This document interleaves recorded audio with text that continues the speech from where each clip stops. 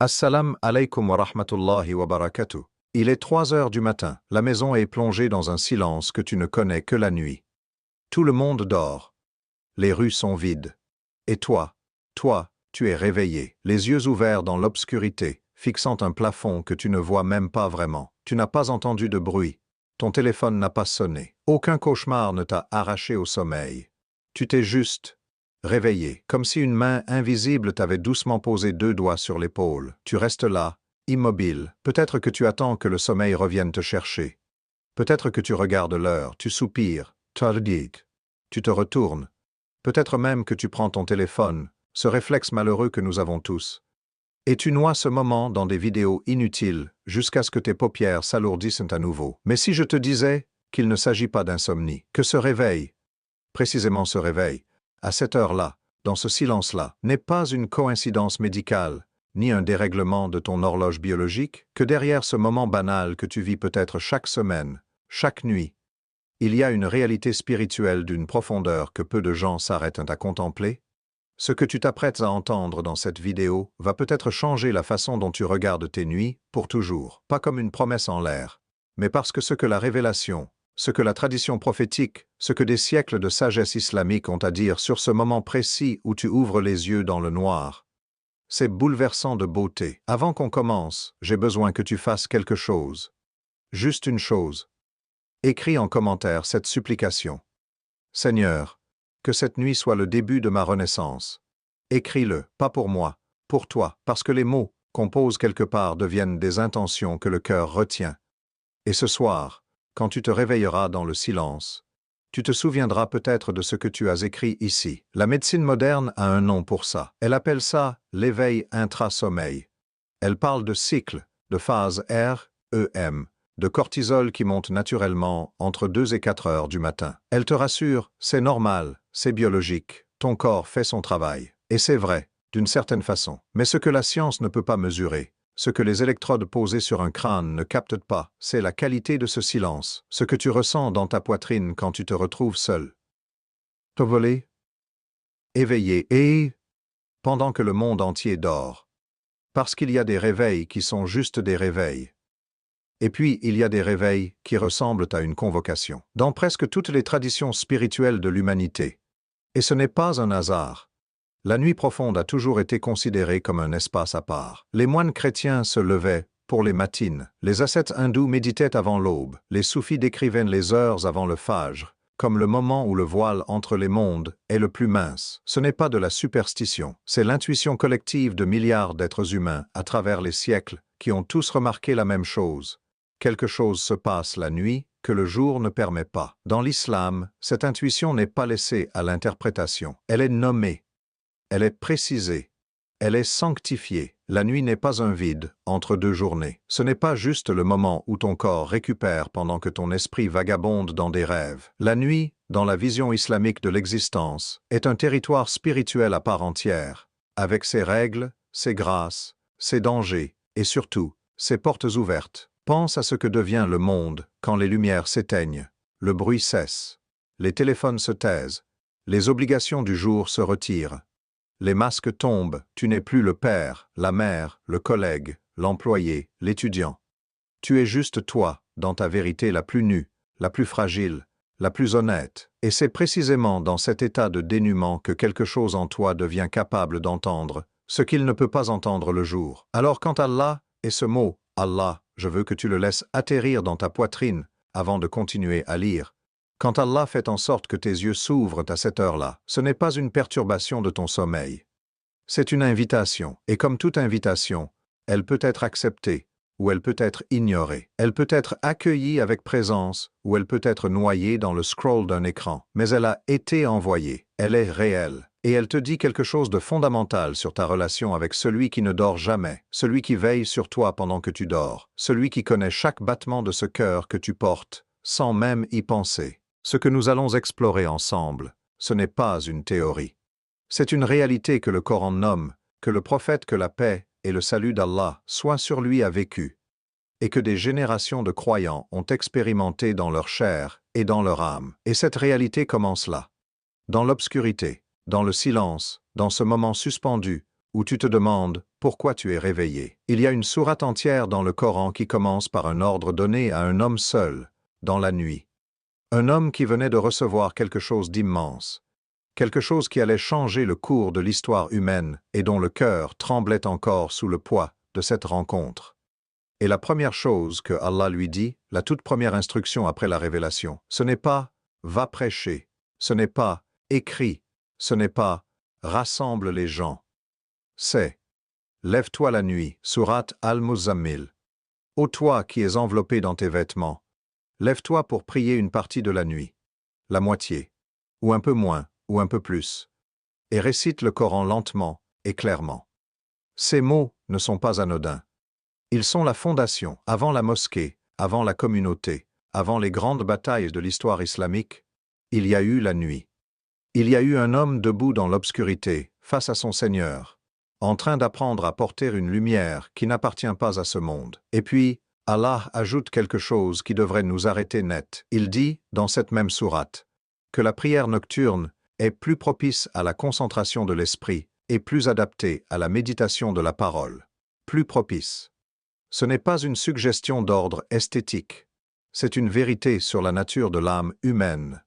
Que la nuit crée des conditions que le jour ne peut pas reproduire, le silence, l'absence de regard humain, la fatigue qui efface les défenses du moi. Tout cela crée un espace où la parole divine peut pénétrer plus profondément, toucher des endroits que l'agitation du jour laisse intacts. Mais le Coran ne s'arrête pas là. Dans Sourate Al-Isra, Allah décrit la prière de la nuit, le tahajjud, comme une position louable, Maqaman Mahmoudan, une station que Allah lui-même loue. Réfléchis à ce que cela signifie. Dans un univers où des milliards d'étoiles brillent, où des anges innombrables glorifient Allah sans relâche, où la création entière tourne dans une obéissance parfaite, Allah choisit de louer l'homme qui se lève dans le noir, qui lutte contre la chaleur de sa couverture, qui arrache son corps au confort du sommeil pour se tenir debout devant lui. Cette station est dite louable, pas seulement acceptable, pas seulement récompensée, louable, comme si Allah lui-même tenait à ce que tu saches que ce geste compte infiniment. Il y a encore, dans Sourate Az-Zumar, cette image saisissante que Allah peint pour nous. Est-ce que celui qui accomplit ses actes d'adoration pendant les heures de la nuit, se prosternant et debout, craignant l'au-delà et espérant la miséricorde de son Seigneur, est-il comparable à celui qui n'en fait rien? La réponse est dans la question. Il n'est pas comparable. L'homme debout dans la nuit est une figure à part, pas parce qu'il est meilleur en soi, mais parce qu'il a découvert quelque chose que les autres ignorent encore. Que la nuit est un espace de rencontre que rien d'autre ne peut remplacer. Et dans Sourate As-Sajda, Allah décrit ses serviteurs bien-aimés avec ces mots précis. Leurs flancs se détachent de leurs couches pour invoquer leur Seigneur avec crainte et espoir. Leurs flancs se détachent. Cette expression arabe, tatajafa, junubuhum, est d'une précision physique presque douloureuse. Ce n'est pas « ils se lèvent », ce n'est pas « ils prient la nuit ». C'est « leur corps quitte la chaleur, quitte le confort, quitte l'horizontalité du sommeil ». Il y a dans ces mots la reconnaissance que ce détachement coûte quelque chose, et que c'est précisément ce coût qui lui donne sa valeur. Le Coran, dans sa sagesse infinie, ne te dit pas de te lever la nuit parce que c'est une règle arbitraire. Il te dit de te lever parce qu'il sait ce que tu ne sais pas encore sur toi-même, que quelque chose en toi n'est accessible qu'à cette heure-là. Une partie de ton âme qui dort le jour, qui se cache sous les obligations et les distractions, qui n'ose pas se montrer sous le regard des autres, cette partie-là, elle se réveille dans le noir, et c'est elle qu'Allah veut rencontrer. Si tu veux comprendre ce que signifie vraiment se lever la nuit pour Allah, ne commence pas par les livres de fiqh, commence par une image. Une seule image, transmise par celle qui l'a vue de ses propres yeux, qui a dormi à ses côtés pendant des années, et qui savait mieux que quiconque ce que cet homme faisait quand personne ne regardait. Aïcha, que Allah soit satisfait d'elle, raconte. Elle dit qu'une nuit, elle s'est réveillée, et n'a pas trouvé le prophète que la paix et le salut d'Allah soient sur lui à ses côtés. Elle a tendu la main dans l'obscurité, et elle a touché ses pieds. Il était là, en prosternation, si profondément incliné vers son Seigneur que son front touchait le sol, et que ses pieds pointaient vers le ciel. Elle l'a entendu murmurer dans cette position. « Gloire à toi, ô Allah, et ta louange. Il n'y a de divinité que toi. » Elle est restée immobile, à l'écouter prier dans le noir, jusqu'à ce que les premières lueurs de l'aube commencent à déposer leur lumière grise sur les murs de la chambre. Cet homme, que la paix et le salut d'Allah soient sur lui, était le messager de Allah. Ses péchés passés et futurs lui avaient été pardonnés. C'est le Coran lui-même qui le dit. Il n'avait aucune dette spirituelle à rembourser, aucune faute à expier, aucune peur du jugement qui aurait pu le pousser à se lever. Et pourtant, il se levait. Chaque nuit, avec une régularité que Aïcha décrivait comme un engagement indéfectible, sauf en cas de maladie ou de grande fatigue. Quand on lui a demandé pourquoi il s'imposait cela, lui à qui tout avait été pardonné, il a répondu avec une simplicité désarmante. Ne devrais-je pas être un serviteur reconnaissant? La reconnaissance. Voilà ce qui se lève avec lui dans la nuit. Pas la peur, pas la culpabilité, pas l'obligation. La reconnaissance pure, celle d'un être qui a regardé en face la grandeur de ce qui lui a été donné, et qui ne trouve aucune autre façon d'y répondre que de se prosterner dans le noir, loin de tout regard, dans l'intimité absolue de la relation entre une créature et son Créateur. Et puis il y a ce hadith qui devrait te traverser comme une flèche, si tu le laisses vraiment entrer. Le prophète, que la paix et le salut d'Allah soient sur lui, dit: Notre Seigneur de Béssamaïn a béni et a détias très haut soit-il. Descend chaque nuit vers le ciel le plus bas, lorsqu'il reste le dernier tiers de la nuit, et il dit: Qui m'invoque pour que je lui réponde? Qui me demande quelque chose pour que je le lui donne? Qui sollicite mon pardon pour que je lui pardonne? Ces mots, qui m'invoque, qui me demande, qui me sollicite, sont posés comme trois portes ouvertes dans la nuit, trois portes que Allah lui-même tient ouvertes, en attendant que quelqu'un daigne y frapper. Comprends ce que cela signifie. À l'heure où tu te retournes dans ton lit, à l'heure où tu cherches une position confortable, à l'heure où tu regardes ton téléphone pour te rendormir, Allah est là, présent, attentif, en train de dire: Qui est là? Qui veut me parler? Qui a besoin de moi ce soir? Et la nuit passe. Et le troisième tiers s'écoule, et l'appel reste sans réponse, non pas parce qu'Allah abandonne, mais parce que nous dormons. Les compagnons avaient compris cela. Ibn Mas'ud disait que le sommeil de la nuit était pour lui une perte, sauf s'il était accompagné d'une prière. Sufyan ath-Thawri pleurait en évoquant les nuits qu'il avait perdues sans les honorer. Ces hommes n'étaient pas des extrémistes. C'étaient des gens qui avaient simplement goûté à quelque chose, et qui ne pouvaient plus faire semblant de ne pas savoir ce qu'ils savaient. Le tahajjud n'est pas une pratique de saints inaccessibles, c'est l'héritage que le prophète, que la paix et le salut d'Allah soient sur lui, a laissé à chacun d'entre nous. À toi, maintenant, dans ta vie ordinaire, avec tes charges et tes faiblesses et ton cœur qui cherche encore son chemin. Il y a quelque chose que tu portes en toi depuis longtemps, quelque chose que tu n'arrives pas à formuler complètement le jour, une douleur que tu n'as pas le temps de regarder en face entre deux obligations. Une question sur toi-même que le bruit du monde étouffe avant qu'elle puisse vraiment se poser. Un vide que tu remplis. Avec le travail, avec les écrans, avec les conversations, avec tout ce qui bouge et qui occupe, parce qu'au fond, faire face à ce vide en pleine lumière est trop difficile. La nuit enlève tout ça, d'un seul coup. Elle retire les costumes, les rôles, les performances. Elle retire le regard des autres, ce regard dont tu n'as peut-être même pas conscience à quel point il gouverne chacun de tes mouvements pendant la journée. Dans le noir, tu n'es plus en train de jouer un personnage. Tu es juste toi, et cette nudité-là, cette vérité sans ornement, est à la fois la chose la plus inconfortable et la plus précieuse que tu puisses expérimenter. Les psychologues ont un concept qu'ils appellent la fatigue de l'ego. L'idée est simple. Tout au long de la journée, ton moi conscient dépense une énergie considérable à se contrôler, à se présenter, à filtrer ce qu'il dit et ce qu'il montre. À force, il s'épuise, et quand l'ego est épuisé, les défenses tombent. Ce qui était réprimé remonte, ce qui était caché se montre. C'est pourquoi les conversations les plus honnêtes ont souvent lieu tard le soir. C'est pourquoi les gens pleurent la nuit des larmes qu'ils ne peuvent pas pleurer le jour. C'est pourquoi les regrets, les vraies peurs, les vraies aspirations, elles se font entendre dans le silence de 3 heures du matin. L'islam a nommé cela, bien avant la psychologie moderne. Le Coran parle du cœur, le qalb, comme d'un organe vivant, fluctuant, capable de dureté et de tendresse, capable de se voiler et de s'ouvrir. Et il dit quelque chose d'extraordinaire. Le qalb se transforme dans la nuit d'une façon qu'il ne se transforme pas le jour, parce que la nuit, le qalb est à nu. il n'a plus rien pour se protéger. Et c'est précisément là, dans cette vulnérabilité absolue, que Allah peut le toucher le plus directement. Pense à la dernière fois que tu as vraiment pleuré devant Allah. Pas des larmes de performance, pas des larmes collectives dans une mosquée bondée un soir de Ramadan, mais des larmes vraies, silencieuses, qui viennent de quelque part que tu ne montres à personne. Il y a de fortes chances que ce soit arrivé la nuit, parce que c'est là que le cœur s'autorise enfin à dire la vérité, à dire « je suis fatigué », à dire « j'ai besoin de toi », à dire « je ne sais pas où je vais », à dire toutes ces choses que la lumière du jour rend trop concrètes, trop exposées, trop risquées pour être formulées. Et il y a quelque chose d'encore plus profond. L'islam enseigne que pendant le sommeil, l'âme, la ruh, est partiellement retirée du corps. Le Coran dit « Allah rappelle les âmes au moment de leur mort, et celles qui ne sont pas mortes, pendant leur sommeil. Chaque nuit, tu vis une petite mort, et chaque matin, tu vis une petite résurrection. Allah te rend ton âme. Il te la rend en dépôt, comme un cadeau renouvelé, comme une deuxième chance que tu n'as pas demandée, mais qui t'est offerte quand même.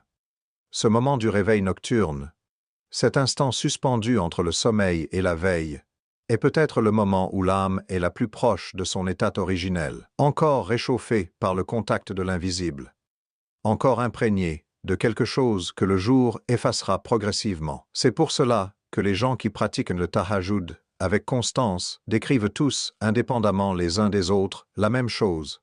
Une clarté sur eux-mêmes, sur leurs problèmes, sur leurs relations, sur ce qu'ils veulent vraiment et ce qu'ils craignent vraiment. Pas parce qu'ils sont devenus soudainement plus intelligents, mais parce que la nuit a retiré le bruit et que dans le silence, on entend mieux, on se voit mieux.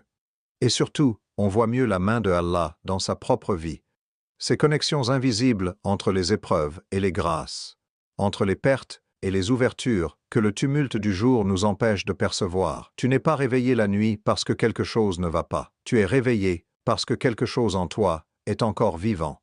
Cette partie de toi qui cherche, qui aspire, qui n'est pas encore résignée à vivre à la surface des choses. Et cette partie-là mérite d'être entendue. Elle mérite que tu lui consacres ne serait-ce que quelques minutes, dans le silence, face à celui qui l'a créée et qui la connaît mieux que tu ne te connais toi-même. Laisse-moi te parler d'un homme, appelons-le Youssef. Il avait 34 ans, une carrière stable, une famille, une vie qui ressemblait de l'extérieur à quelque chose de réussi. Mais à l'intérieur, c'était une autre histoire. Un mariage qui s'effilochait en silence, des dettes qui s'accumulaient derrière une façade de normalité, une foi qui s'était réduite à quelques gestes automatiques, vidés de leur substance depuis si longtemps qu'ils ne savaient même plus depuis quand. Il dormait mal, il se réveillait souvent, entre 2 et 4 heures du matin, et il restait là, les yeux ouverts, à ruminer. Il appelait ça de l'anxiété. Il cherchait des solutions dans des podcasts de développement personnel, dans des applications de méditation, dans tout ce que le monde moderne propose à celui qui souffre sans savoir pourquoi. Un soir, il ne sait pas exactement pourquoi ce soir-là plutôt qu'un autre, au lieu de prendre son téléphone, il s'est levé. Il a fait ses ablutions dans le noir, les mains sous l'eau froide, et il a senti quelque chose qu'il ne s'attendait pas à sentir. Une présence, pas une vision, pas une voix. Juste une présence, comme si la pièce avait changé de densité. Il a prié 2 rakas. Il ne se souvenait plus très bien comment pleurer devant Allah. Ça faisait tellement longtemps. Mais quelque chose s'est ouvert dans lui cette nuit-là, une fissure dans le mur qu'il avait construit entre lui et son Seigneur.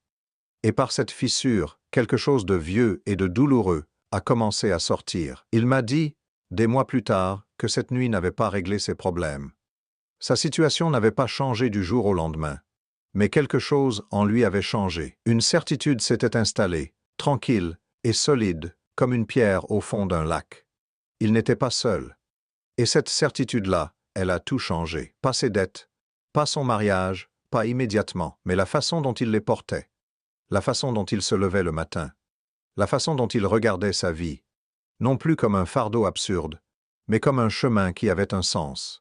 Même quand ce sens lui échappait encore, ce récit n'est pas isolé. Il se répète, sous des formes différentes, dans des vies différentes, sur tous les continents où des musulmans vivent, des cherchent et souffrent et espèrent. Il y a cette femme, quelque part en France, qui élevait seule ses 3 enfants après un divorce dévastateur, et qui a trouvé dans les heures du tahajjud la seule fenêtre de sa journée où elle se sentait tenue, plutôt que seule. Elle disait, « Le jour, Je donne à tout le monde. La nuit, Allah me donne à moi. Une phrase simple, d'une vérité tellement dense qu'elle mériterait d'être écrite sur tous les murs. Il y a ce jeune homme de 22 ans, étudiant, perdu dans une ville étrangère, coupé de sa famille, glissant doucement vers des fréquentations et des habitudes qui l'éloignaient de lui-même. Il ne dormait plus que 4 ou 5 heures. Il se réveillait systématiquement vers 3 heures, envahi d'un sentiment de vide qu'il ne savait pas nommer. Un jour, un ami lui a dit une seule chose. « La prochaine fois que tu te réveilles à 7 heures, avant de faire quoi que ce soit d'autre, dis juste « Allahu Akbar » et lève-toi. » Il a essayé, une fois, puis deux, puis cela était devenu la chose la plus stable dans une vie qu'il était peu. Il dit aujourd'hui que c'est dans ses heures nocturnes qu'il a appris à se connaître. Pas dans les conversations avec ses amis, pas dans les cours de l'université, dans le silence, face à Allah, sans masque et sans performance. Et puis il y a les récits des savants de l'islam, de ces géants de la spiritualité islamique, dont les nuits étaient des légendes vivantes. On raconte qu'Ibrahim ibn Adham, ce prince qui avait tout abandonné pour Allah, pleurait tellement dans ses prières nocturnes que ses larmes avaient creusé des sillons dans ses joues. On raconte que certains des tabi'in, ses successeurs des compagnons, ne dormaient que quelques heures par nuit, non pas par ascétisme morbide, mais parce qu'ils avaient découvert quelque chose dans la nuit qu'aucun plaisir diurne ne pouvait égaler. Ils n'étaient pas en train de se punir, ils étaient en train de se nourrir. Ces histoires, celles de Youssef, de cette mère courageuse, de ce jeune étudiant, de ces savants au visage lumineux, ne sont pas des exceptions miraculeuses réservées à une élite spirituelle. Ce sont des portes qui indiquent un chemin que n'importe qui peut emprunter, toi inclus. Avec ta vie imparfaite, ta foi vacillante, tes nuits agitées et tes matins difficiles, la transformation nocturne n'est pas réservée à ceux qui n'ont pas de péché. Elle est précisément destinée à ceux qui en ont, et qui, dans le silence de la nuit, décident de tendre la main vers celui qui peut tout effacer. Il faut qu'on parle de ce moment précis que tu connais bien, même si tu ne l'as jamais nommé. C'est le moment où tu es réveillé, où quelque chose en toi sait, vraiment sait, que tu devrais te lever. Et où tu ne te lèves pas. Tu tires la couverture. Tu fermes les yeux. Tu te dis que tu prieras demain, que tu es trop fatigué, que tu rattraperas le temps perdu, et le sommeil revient, lourd et tiède, et il t'emporte. Et le lendemain matin, tu te réveilles avec cette sensation diffuse, difficile à définir, une légèreté manquante, un quelque chose qui aurait pu être, et qui n'a pas été. Le prophète, que la paix et le salut d'Allah soient sur lui, a décrit ce moment avec une précision qui devrait nous glacer le sang. Il a dit que lorsqu'un homme se lève la nuit, Shaitan noue 3 nœuds sur sa nuque, en frappant à chaque nœud, et en disant « La nuit est longue, dors encore ». Si l'homme se lève et fait ses ablutions, le premier nœud se défait. S'il prie, le second se défait. S'il continue sa prière, le troisième se défait. Et il se lève le matin, dans un état de légèreté et de pureté. Mais si quelqu'un se rendort sans avoir défait ses nœuds, il se lève alourdi, l'âme ternie, le cœur fermé, sans toujours savoir pourquoi. Ce hadith n'est pas une métaphore poétique, c'est une description précise d'une réalité spirituelle que des millions de croyants ont expérimentée sans jamais avoir les mots pour l'expliquer. Ce poids que tu ressens parfois le matin, cette fermeture du cœur qui fait que les mots du Coran glissent sur toi sans t'atteindre, cette distance intérieure entre toi et Allah qui s'installe progressivement sans que tu comprennes exactement quand elle a commencé. Elle a souvent une origine nocturne. Elle naît dans ces moments répétés où l'invitation a été envoyée et où la porte n'a pas été ouverte. Pense à ce que représente, sur la durée, l'accumulation de ces moments perdus. Une nuit, 2 nuits, 1 mois de nuits ignorées, 1 année, 10 ans. Ce n'est pas seulement des récompenses manquées, c'est un appauvrissement progressif de l'âme, une dessiccation lente du cœur qui devient, à force, de plus en plus difficile à inverser. Les savants de l'islam ont parlé de ce phénomène avec une sévérité aimante. Ibn al-Qayyim disait que les péchés et les négligences laissent des taches noires sur le cœur, et que si elles s'accumulent sans être nettoyées, le cœur finit par ne plus reconnaître le bien du mal, par ne plus ressentir la douceur de l'adoration, par devenir sourd à ce qui autrefois l'émouvait. Et la grande ironie, la tragédie silencieuse de nos vies modernes, c'est que nous cherchons désespérément, le jour, ce que nous fuyons la nuit. Nous cherchons la paix intérieure dans des retraites spirituelles payantes. Nous cherchons la clarté dans des livres de développement personnel. Nous cherchons la connexion dans des cercles de dhikr collectifs.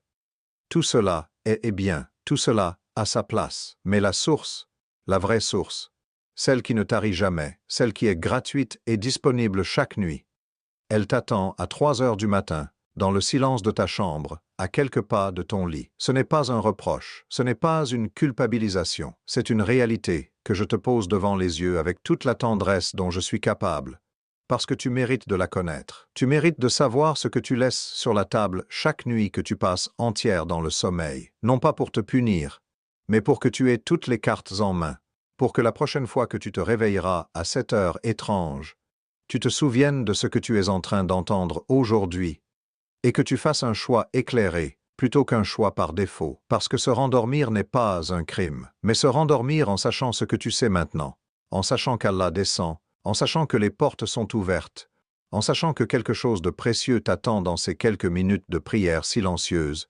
cela, c'est une perte que seul toi peux mesurer dans l'intimité de ta conscience. Maintenant que tu sais, maintenant que les mots ont été posés, que la réalité a été nommée, que tu comprends ce que représente ce réveil nocturne dans toute sa profondeur, la question qui se pose naturellement est celle-là. Concrètement, que fais-tu? Pas dans l'idéal, pas dans une vie parfaite où tu n'aurais pas de travail le lendemain matin, pas d'enfants qui se lèvent tôt, pas de fatigue accumulée depuis des semaines. Dans ta vie réelle, avec tes contraintes réelles, avec ta foi telle qu'elle est aujourd'hui, imparfaite, cherchante, parfois tiède, parfois brûlante. La première chose, et c'est peut-être la plus importante, c'est de ne pas te mettre une montagne devant les yeux. Shaitan est expert dans l'art de transformer une opportunité en fardeau. Il te souffle. Pour que ça compte, il faut que tu pries 8 rakas, que tu lises un hizb du Coran, que tu fasses un long dhikr, que tu pleures, et devant cette liste imaginaire, tu te dis que tu n'es pas prêt, que tu n'es pas assez pieux, que tu le feras quand tu seras dans un meilleur état spirituel. C'est le piège, le parfait est l'ennemi du bien.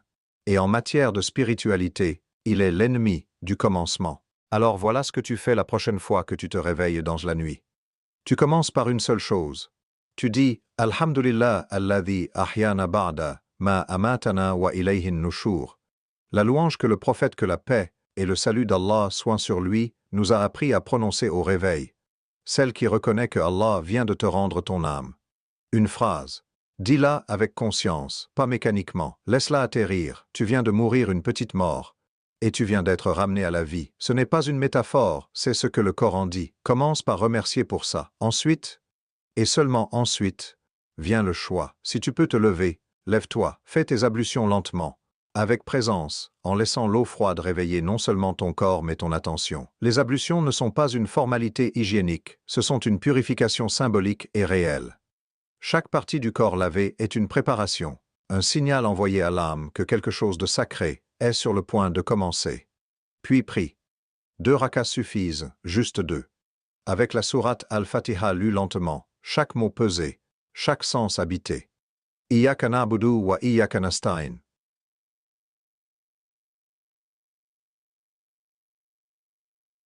C'est toi seul que nous adorons, c'est toi seul dont nous implorons le secours. Dis ces mots à 3 heures du matin, dans le silence de ta chambre, et laisse-les résonner autrement qu'ils ne résonnent dans la mosquée bondée du vendredi. Si tu ne peux vraiment pas te lever, si tu es malade, si tu allèves un nourrisson, si ton corps est épuisé au point que se lever serait une violence plutôt qu'un don, alors reste allongé et parle à Allah dans ta langue. Pas en arabe si l'arabe ne vient pas du cœur ce soir-là, dans ta langue maternelle, dans les mots les plus simples, les plus vrais. Dis-lui ce qui te pèse. Dis-lui ce que tu veux. Dis-lui ce dont tu as peur. Il entend dans toutes les langues, à toutes les heures, depuis toutes les positions. La doua faite allongée dans le noir est une doua reçue. Ne laisse pas le protocole te priver de la conversation. Il y a aussi une pratique que peu de gens connaissent dans toute sa puissance. L'istighfar nocturne, demander pardon à Allah dans la nuit, répétitivement, doucement, comme si chaque astaghfirullah était une porte que tu pousses un peu plus. Le Coran décrit les croyants vertueux comme ceux qui demandent pardon à l'aube. Wabil ashari hum yastaghfirun. L'aube est précédée par la nuit profonde. Ces gens ne dormaient pas pendant ce temps-là, ils purifiaient. Et la purification nocturne a ceci de particulier qu'elle prépare le jour qui suit. Elle le rend plus léger, plus ouvert, plus capable de recevoir la grâce. Une dernière chose, et elle est cruciale. La régularité prime sur l'intensité. Une nuit extraordinaire de prière, suivie de semaines d'absence, vaut moins dans la construction de l'âme, que 2 rakas modestes, faites avec constance chaque fois que tu te réveilles. Le prophète, que la paix et le salut d'Allah soient sur lui, aimait les actes qui, même petits, étaient continus. Ahabul amali ilallahi adwamuha wa in kalla. Les actes les plus aimés d'Allah sont ceux qui sont les plus réguliers, même s'ils sont peu nombreux. La nuit n'attend pas que tu sois parfait. Elle attend que tu sois présent. Alors la prochaine fois que tu te réveilles dans le silence et que tu regardes le plafond en te demandant pourquoi, tu sais maintenant quoi faire, pas tout faire. Juste commencer, juste un geste, juste un mot, juste une intention posée dans la paume ouverte de cette nuit qui t'a été donnée une fois de plus. Je veux que tu t'arrêtes une seconde. Juste une seconde, et que tu penses à ce que signifie le fait que tu sois réveillé la nuit, pas ce que la médecine en dit, pas ce que tes pensées anxieuses en font. Ce que cela dit de toi, à un niveau que les mots atteignent difficilement. Allah, Al-Hayy, le vivant qui ne dort jamais, Al-Qayyum, celui qui subsiste par lui-même et fait subsister toute chose.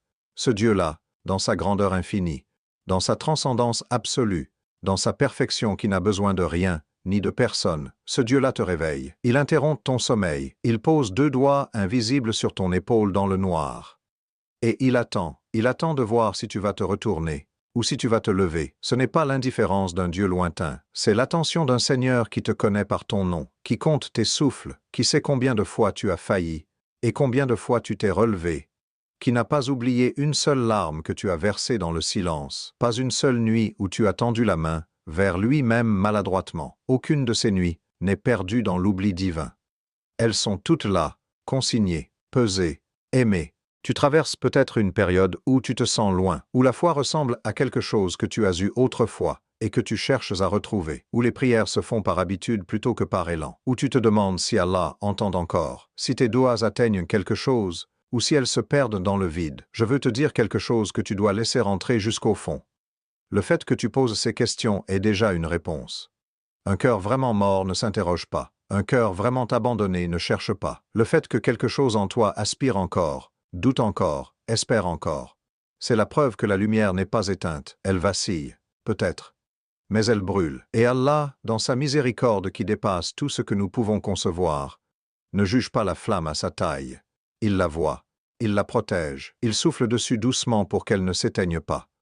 Et ce souffle-là, parfois, prend la forme d'un réveil à 3 heures du matin, d'une insomnie inexpliquée, d'un silence dans lequel quelque chose en toi entend enfin ce qu'il ne peut pas entendre le jour. Ce sont des grâces déguisées en perturbations, des cadeaux emballés dans l'inconfort. Le prophète, que la paix et le salut d'Allah soient sur lui, a dit qu'Allah dit « Je suis tel que mon serviteur pense que je suis.